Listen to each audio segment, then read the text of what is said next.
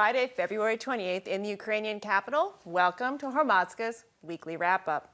In the next 30 minutes, we'll be looking at topics from Eastern Europe and Ukraine. I'm an outsider looking in, and I'm going to ask the questions our English-speaking viewers have. Our guests will give us background. They'll create context and help us cut through some of the noise. They say if you're the smartest person in the room, you're in the wrong room. Well, let's meet today's guests, because I know I am in the right room. We welcome today to the studio, ladies first, Nataliya Gumenyuk. You're a well-known journalist and author, and you've just published a book that deals with what happens when people get caught in geopolitics. We also have someone representing the Crimean Tatar community. You're a Crimean Tatar activist, Elnur Ametov. You also work for a member of parliament.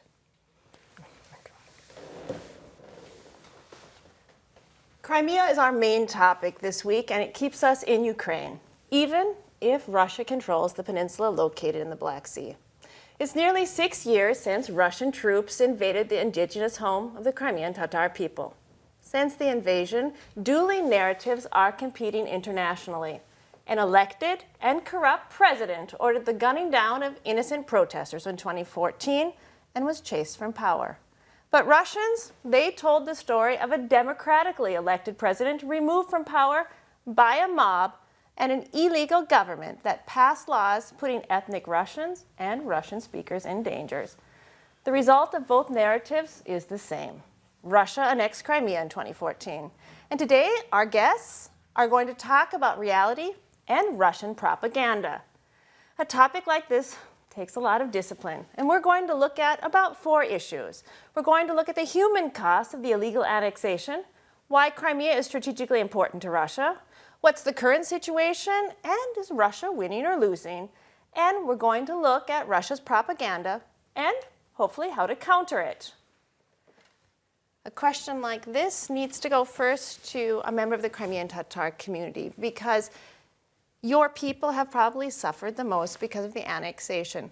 Would you provide us with a little bit of background? Give us a little bit of the history of the Crimean Tatar people and their relevance to the discussion. Thank you. It's a pleasure.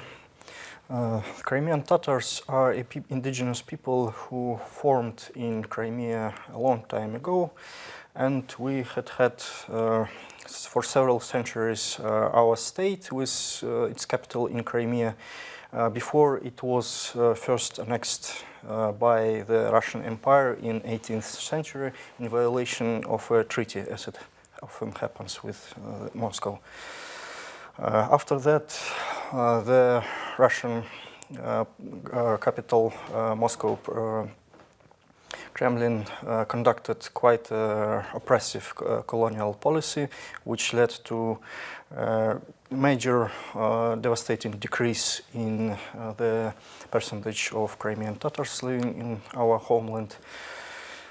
In 1917, after the dissolution of the Russian Empire, we had a republic in Crimea for very short period of time, and it was again annexed, devastated by Bolsheviks, by the communists, and our leader Noman Chelebiji-Khan was in a very bad way executed. And in 20s and 30s, along with Ukrainians, we suffered a lot from the oppressive Soviet regime, from hunger. And during the Second World War in 1944, we were subjected to an act of genocide when the whole Crimean Tatar people from Crimea were deported to... Can I interrupt you for a minute? The estimation there is in 1944 about between 200,000 and 400,000 people were sent. Around 200,000 people, and of them during the first 2 years, including the time about 2 weeks on the way in inhumane conditions, around 46% of our people died during the first 2 years. And they were sent mostly to Uzbekistan in 1944. Mostly, and some other parts of the Central Asia. Right. And that was part of a relocation by Stalin. In the 1960s, some of them were allowed to come back, correct? Not exactly. There were some changes, but in the end we could only come back to Crimea, to our homeland, in the end of 80s. And again, it was in very difficult circumstances. So the Kremlin, in its different installments, let's say the Russian Empire, Tsarist regime, the Soviet government, and now the Russian Federation, has tried to eliminate the Crimean Tatar people from our homeland quite a lot of times. And in 2014, after the beginning of the illegal occupation, as you mentioned earlier, indeed we were subjected disproportionately to many repressions, human rights violations, and it's a clear policy of the Kremlin to push us out of Crimea. But we, as a people, intend to stay, because Crimea shall never be without Crimean Tatars again. So it's safe to say who's ever in charge of the Kremlin, the Crimean Tatar people have had difficulties going back to the 16th and 17th century. Starting in 1991, you redeveloped an identity for your community. Culture became more alive. And how did this develop until 2014?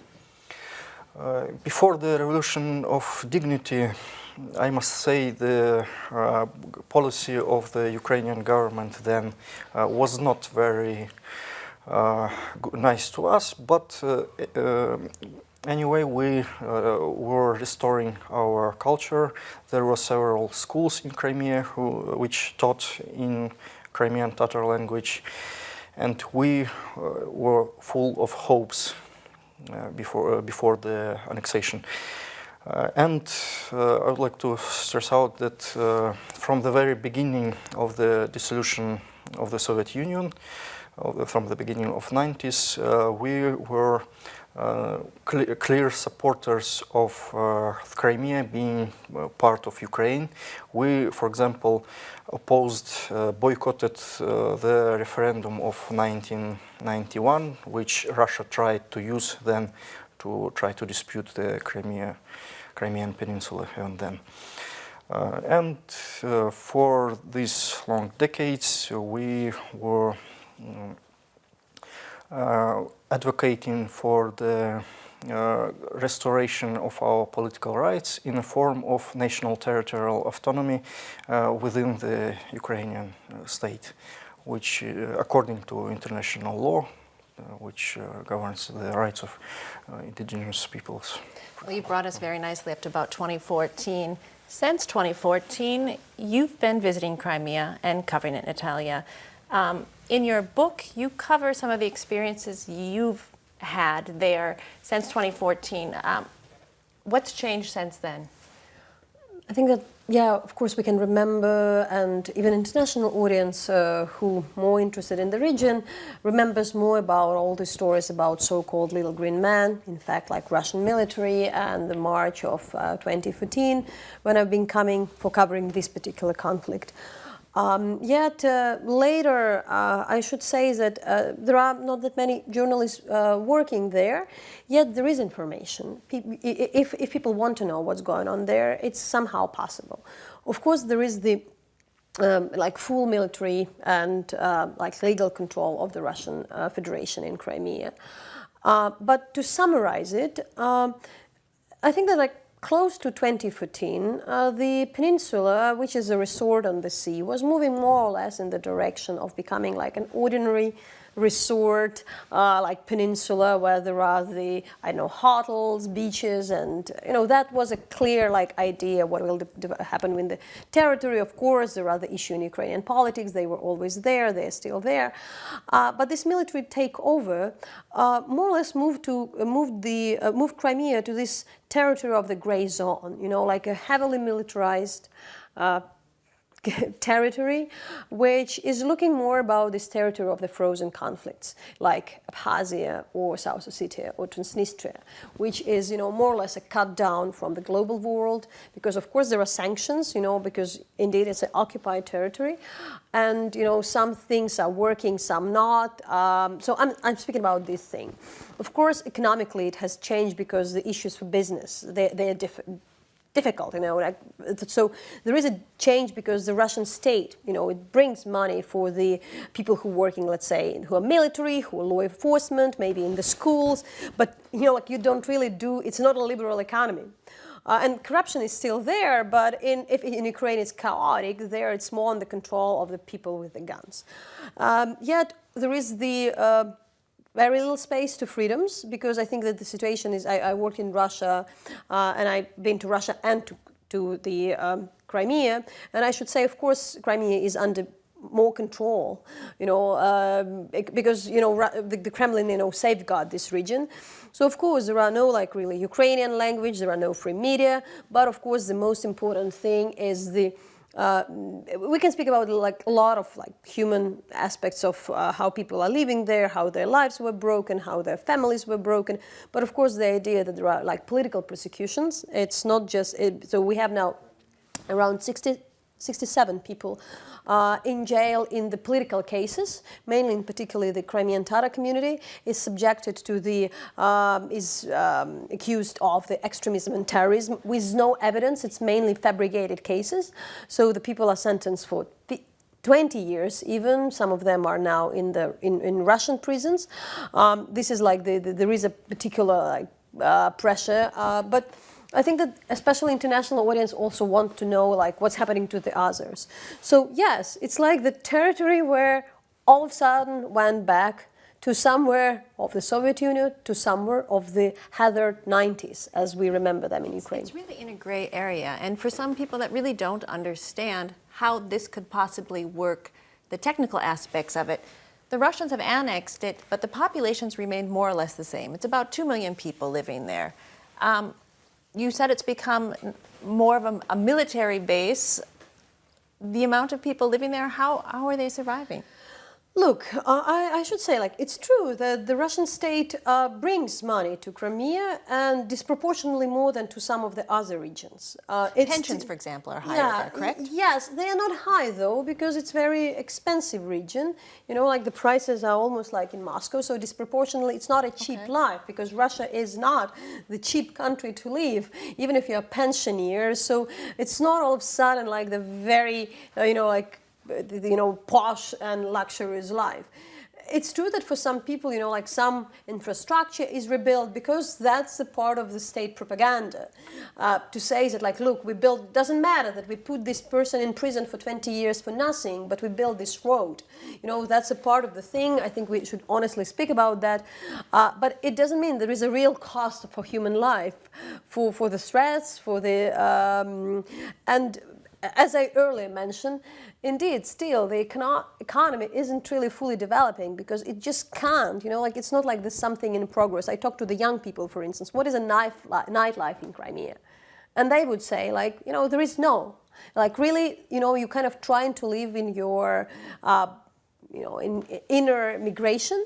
And I think that we should compare it to the opportunities which are lost. Because when I'm speaking about a nightlife, it's a resort peninsula which just doesn't have this future or current time of the pleasant, nice territory where people loved the life when they enjoyed their life, but now they just have their life.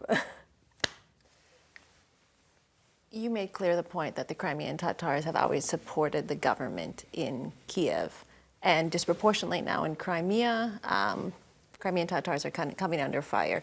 You were talking about some of the examples of people being persecuted, people being imprisoned. The amount of the population it's disproportionately Crimean Tatar that are being put behind bars. Indeed. Most of the political prisoners now held by Russia, Ukrainian citizens, are Crimean Tatars. For example, today the so-called court in Crimea just refused an appeal against the arrest of one of them, Nariman Mejmedinov, who was detained by the occupants in just a few weeks ago, this February. And one of the crucial aspects of the Russian policy, occupation policy, is, I think, a colonial kind of a colonial one, where they try to assimilate the existing population, especially Crimean Tatars and ethnic Ukrainians. So the Ukrainian language teaching is almost eliminated, and the teaching in Crimean Tatar also has decreased quite a lot.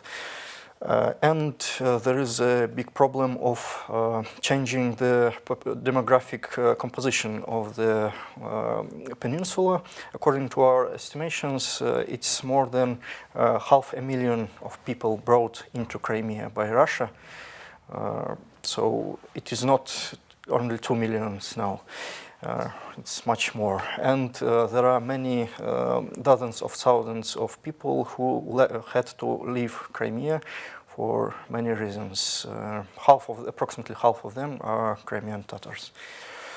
Is there such a thing as a Ukrainian identity still among people in the annexed peninsula? How is that shown and practiced? I think that the issue of the Ukrainian identity is complex, but I should say that, if we speak about the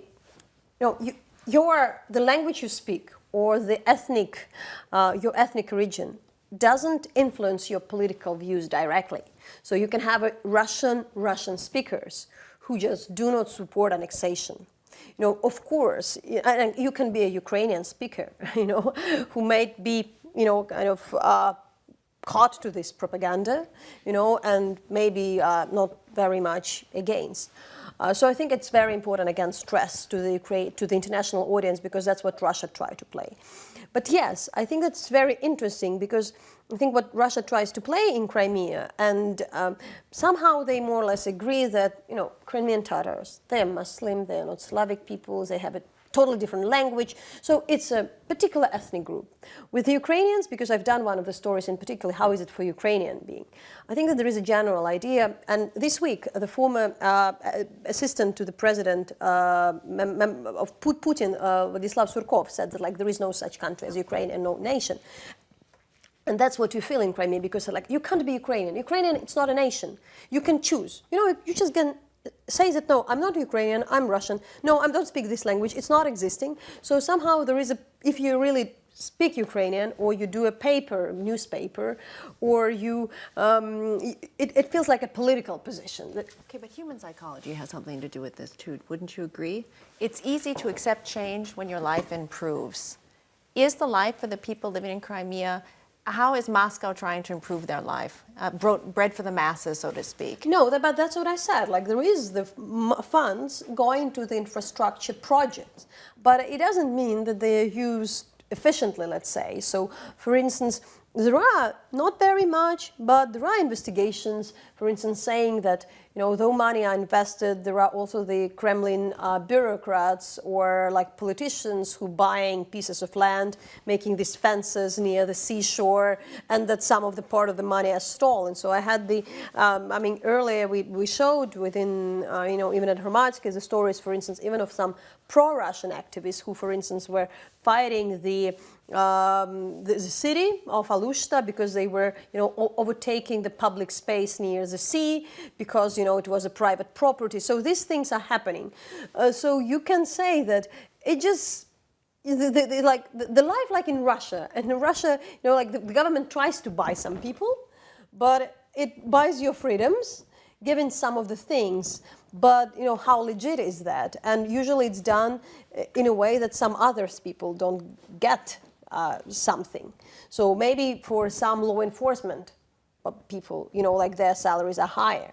But I somehow don't really like this discussion in a way, because it's some kind of spin that also the Kremlin is always trying to say, is it okay, we'll pay some people a bit more, but it's enough and that could be an excuse for breach of the international law and for the people in prison, just because we are a bit richer, we have our oil money, and we can build this road, so now we have the right. So, like, if you have this mentality in the international law, in the how do you world? Like, yeah, it's weakening a lot of things. This is an important topic right now. We have some footage from a conference where President Zelensky is speaking. Let's take a look at it together.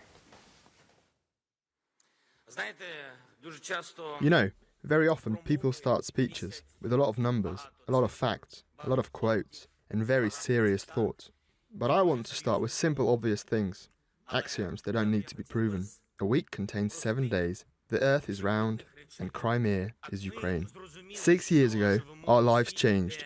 We understood that we live in a world where memorandums, unfortunately, don't matter, and the system of international law and global security is imperfect and vulnerable.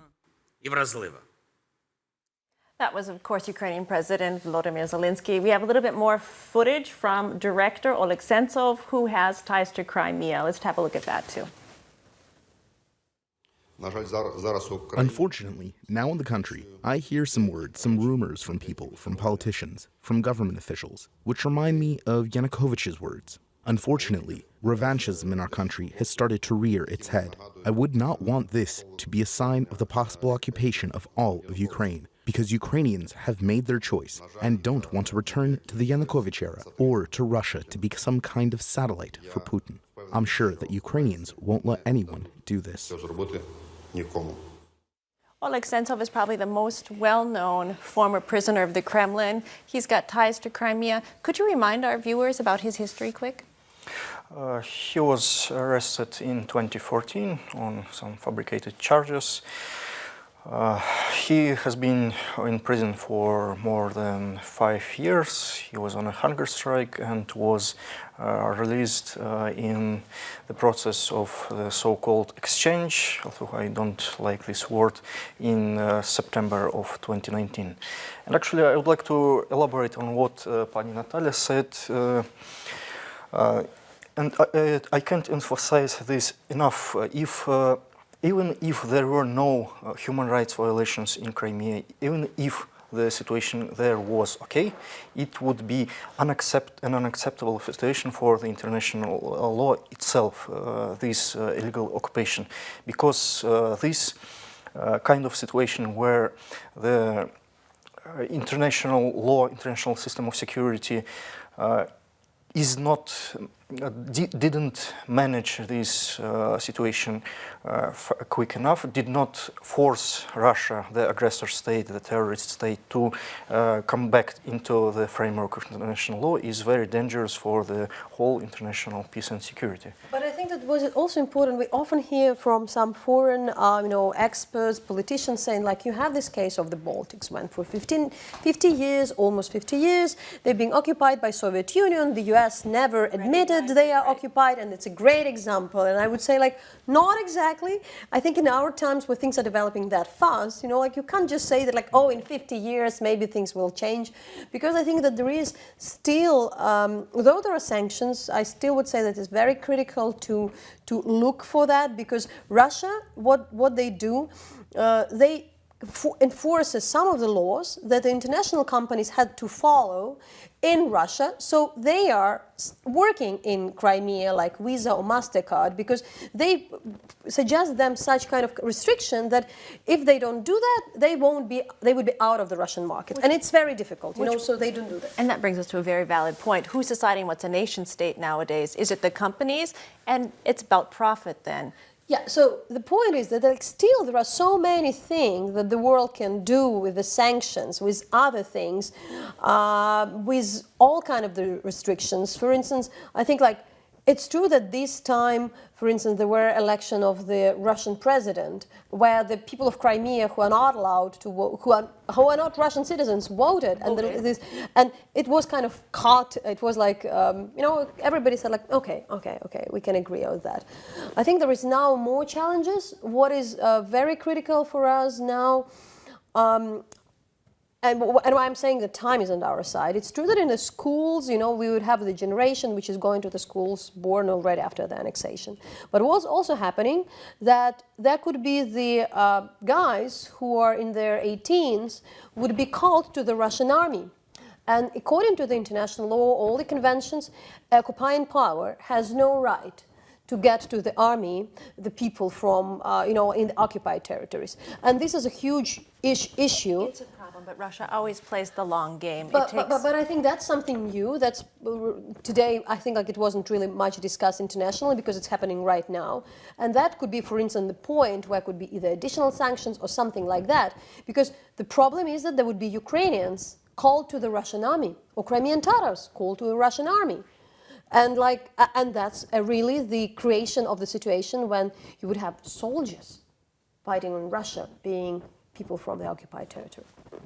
Let's circle back to President Zelensky's words there. You made a point of saying that in the early 90s, Kiev didn't necessarily support the Crimean Tatar population. Well, Alexensov has kind of been a critic of Zelensky's prisoner exchanges. Crimean Tatars have been freed as part of this. Are you or the people you represent satisfied otherwise with how Zelensky is handling the situation?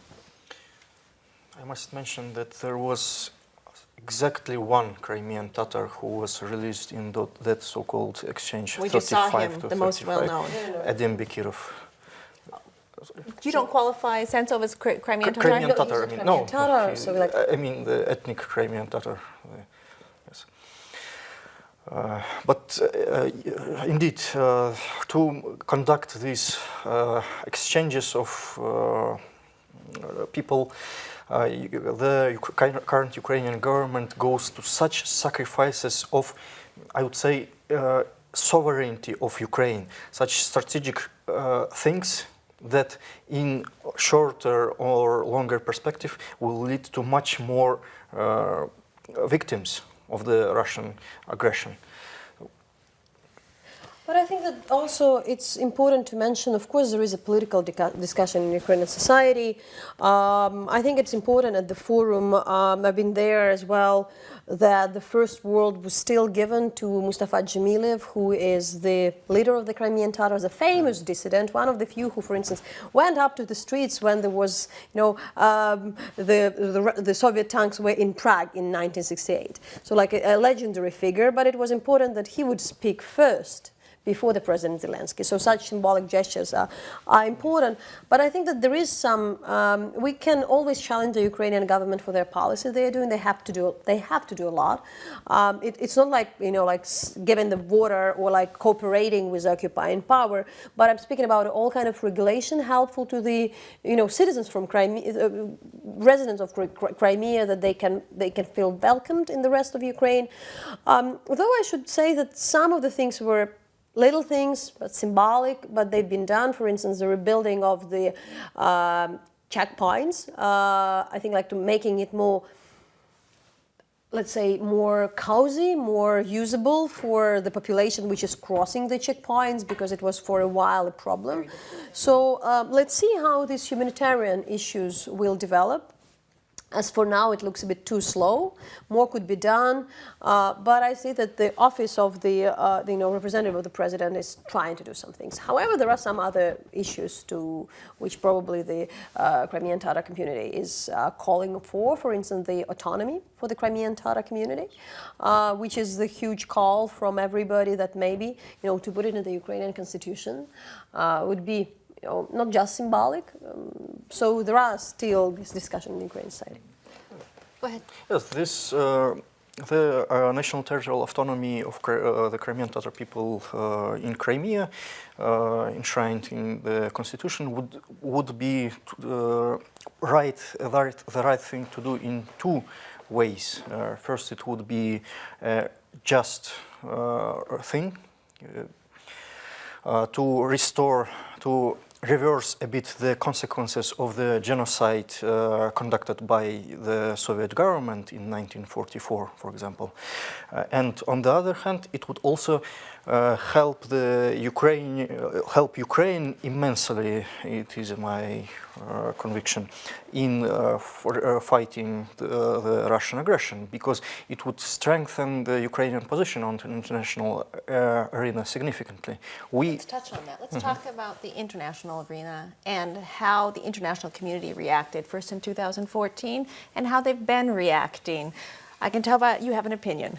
Yeah, I do, because I've been working at that time at Hromadske, at this studio, you know, when we were shocked by the annexation, and we were calling to a lot of people, and many people admitted that, you know, that the US or the EU doesn't have any kind of counter policy or strategy of what will happen if Russia attacks Crimea.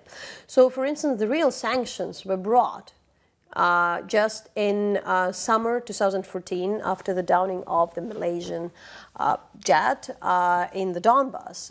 Before that, it was very slow.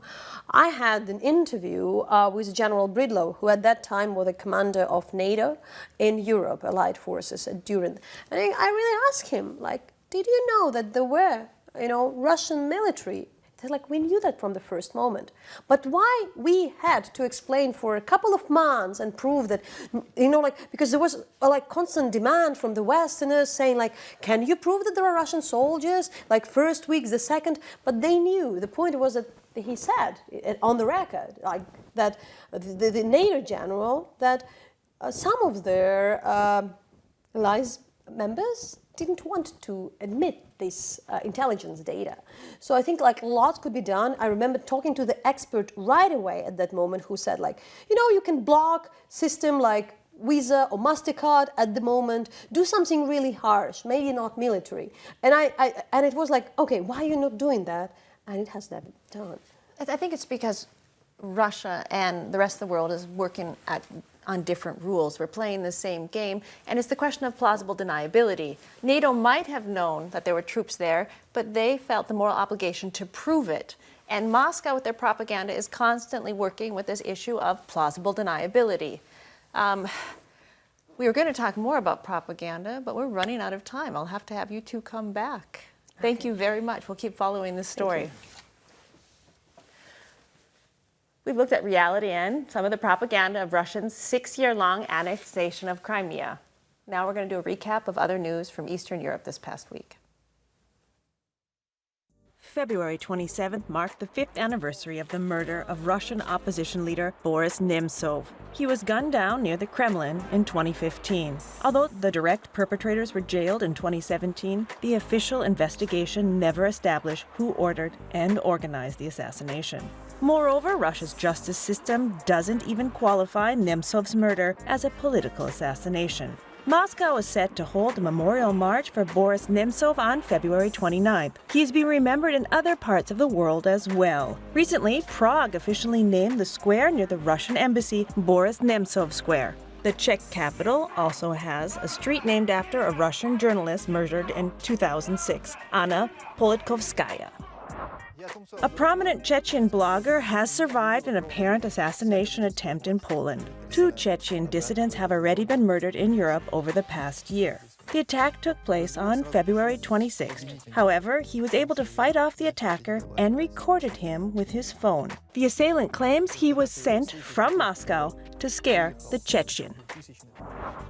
New cases of the Chinese COVID-19 coronavirus have been registered in Eastern Europe, in Russia, Belarus, Lithuania, Estonia, Romania, Georgia, and Azerbaijan.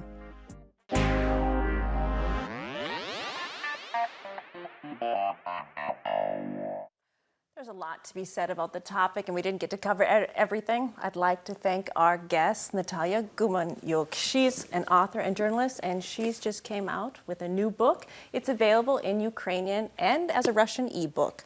Also, thank you very much to a representative from the Crimean Tatar people. Elnur Ametov, you're a Crimean Tatar activist, and you work for a member of parliament. Thanks for joining us. I appreciate having both of you here. We'll be back next Friday, and we're going to be offering an English-speaking look into the week's news from Ukraine and Eastern Europe. We're on Facebook, YouTube, and Twitter, and we're here to inform you, but we'd also like to hear what you're thinking. I'm Carrie Oderman, and that's the week's news wrapped up. But that's not all from us. Hromadske provides news 24 hours a day, 7 days a week, for over 5 years now. The media landscape in Ukraine is changing, and here's how to make sure stories about Ukraine keep coming from Ukraine.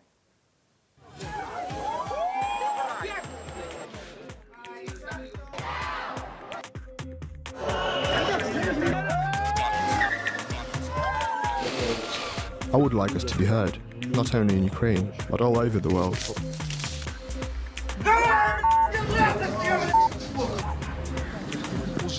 No bread for 3 months.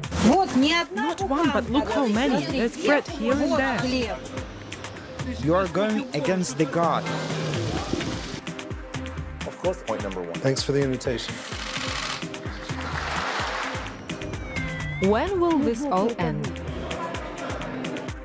The number of political prisoners has grown,